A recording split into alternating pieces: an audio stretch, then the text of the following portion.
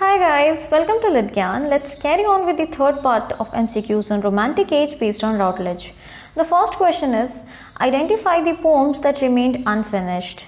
A. The Fall of Hyperion, B. Kubla Khan, C. Endymion, and D. Christabel. You have to choose the correct option. The answer is C. 1, 2 and 4, that is The Fall of Hyperion, Kubla Khan and Christabel remained unfinished. The Fall of Hyperion, a Dream, sometimes subtitled as A Vision instead of a Dream, is an epic poem written by John Keats.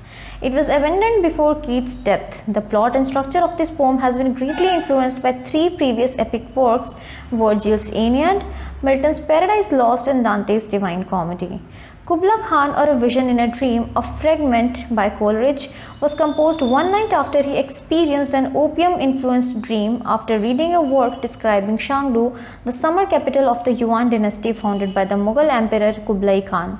Upon waking, he set about writing lines of poetry that came to him from the dream until he was interrupted by a person from Porlock. Endymion is a poem by Keats, first published in 1818, dedicated to the late poet Thomas Chatterton. It begins with the line, "A thing of beauty is a joy forever." Keats based the poem on the Greek myth of Endymion, the shepherd beloved of the moon goddess Selene. The poem elaborates on the original story and renames Selene as Cynthia. Christabel is a long narrative ballad by Coleridge in two parts. The first part was reputedly written in 1797 and the second in 1800. Coleridge planned three additional parts, but these were never completed. The story of Christabel concerns a central female character of the same name and her encounter with a stranger called Geraldine, who claims to have been abducted from her home by a band of rough men. Moving on. In the title of Byron's long poem Childe Harold's Pilgrimage, what does the term child signify? A. A child. B. A young nobleman waiting to become a knight. C. A person we look up to for inspiration. Or D. Byron himself. The answer is B. A young nobleman waiting to become a knight. The term child is a medieval word for a young nobleman waiting to become a knight. The hero Childe Harold is often identified with Byron himself. He is a restless wanderer alternating between despair and great energy and commitment to new, usually forbidden experiences. The poem was published when Byron was only 24 years of age in 1812. It made him famous overnight, and his public career as a popular and scandalous figure was launched. Thomas Love Peacock's Nightmare Abbey satirizes which writers? A. Coleridge, Byron, Shelley. B. Keats, Leigh Hunt, Southey. C. Wordsworth, Coleridge and Byron. Or D. All of the above. The answer is A. Coleridge, Byron and Shelley. In Nightmare Abbey, published in 1818, Coleridge, Byron and Shelley are satirized, their works, attitudes and life cycles criticized, and the morbidities of modern literature comically questioned. Perhaps surprisingly, Shelley was full of praise for this book. It follows the fortunes of Christopher Glory, a morose widower who lives with his only son Skythrop in the isolated family mansion Nightmare Abbey in Lincolnshire. Mr. Glory's melancholy leads him to choose servants with long faces or dismal names such as Mattox, Graves and Skellet. The few visitors he welcomes to his home are mostly of a similar cast of mind, with the sole exception of his brother-in-law, Mr. Hillary. Moving on with the next question. Which novel of Peacock is a commentary on the times where a collection of characters debate such themes as school for all, the boring nature of lectures, and the faithfulness of wives? A. Headlong Hall. B. Crochet Castle. C. Grill Grange. Or D. Maid Marian. All these are works by Peacock. The answer is C. Grill Grange. It is the seventh and final novel of Thomas Love Peacock, published in 1861. The novel first appeared in Fraser's magazine in 1860, showing a remarkable instance of vigor after his retirement from the East India Company. Identified the poem. Back to thy hell, thou hast no power upon me that I feel. Thou shalt never possess me that I know. What I have done is done, I bear within a torture which could nothing gain from thine. A. Childe Harold's Pilgrimage. B. Don Juan. C. Manfred. Or D. The Lament of Tasso. The answer is C. Manfred. The Byronic hero is most developed in this poem. Manfred is a passionate outcast and rebel whose typically romantic heroism contrasts with the restraint and humility of the typical Augustan classical hero. He seems to be beyond good and evil and to define his own moral codes. His unsatisfied quest makes him not so much a hero as an anti-hero, with literary descendants in characters such as Heathcliff in Emily Bronte's Wuthering Heights. Which poem of Byron begins with the narrator saying, I need a hero? A. The Siege of Corinth, B. Don Juan, C. Childe Harold's Pilgrimage, or D. The Vision of Judgment? The answer is B. Don Juan.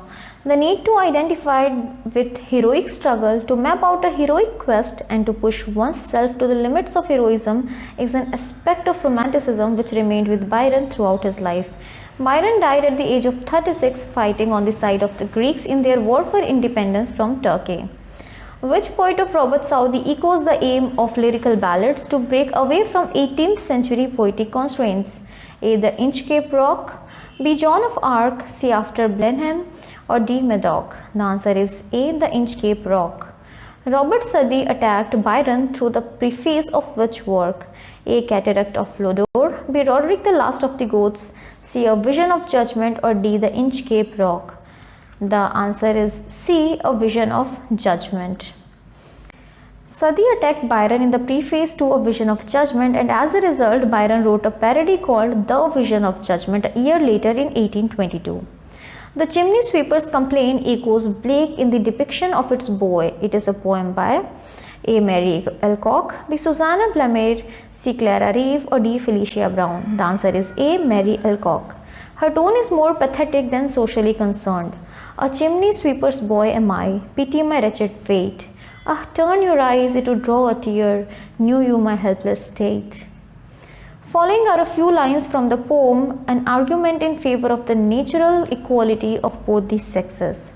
Those talents that were once my pride, I find it requisite to hide. For what in men is most respected, in women's form shall be rejected. A. Mary Alcock, B. Susanna Blamire, C. Clara Reeve, or D. Felicia Brown? The answer is C. Clara Reeve. The Haunted Beach is a poem from 1800 that echoes Coleridge and anticipates Shelley in its picture of the solitude, guilt, and desolation of a shipwrecked mariner. Identify the poet.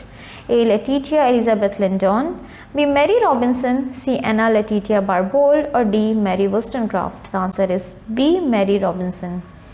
Born Mary Darby, she was the writer of many voices: poet, novelist, philosopher, feminist, actress, celebrity, etc. A few lines from her poem are: doomed from his home to sever, who swore to be through wind and sea, firm and undaunted ever. Charles Lance's Essays of Elia were first published in which magazine? A. The London Magazine, B. The Spectator, C. The Gentleman's Magazine, or D. The Toddler? The answer is A. The London Magazine. Charles Lamb's two series of Essays of Elia, To Sound Like a Liar, first published in the London Magazine and collected in 1823 and 33, covered a wide range of middlebrow topics including whist and roast pig. Lamb himself is the Elia of the collection, and his sister Mary is cousin Bridget. Charles first used the pseudonym Elia for an essay on the South Sea House. It has also been a PYQ, where he had worked decades earlier. Elia was the last name of an Italian man who worked there at the same time as Charles, and after that essay the name stuck. The following excerpt is taken from which work? You can take your time and read the lines. Your options are A. Thomas Love Peacock's The Four Ages of Poetry, B. Shelley's Defense of Poetry, C. Thomas D. Quincy's Reflections of the Lake Poets, or D. Leigh Hunt's What is Poetry? The answer is D. Leigh Hunt's What is Poetry.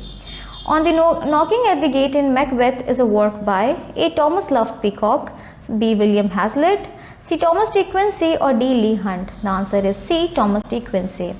First published in 1823 in the London Magazine, the essay concerns Act 2, Scene 3 in the tragedy of Macbeth, in which the murder of King Duncan by Macbeth and Lady Macbeth is succeeded by Macduff and Lennox knocking at the gate of the castle.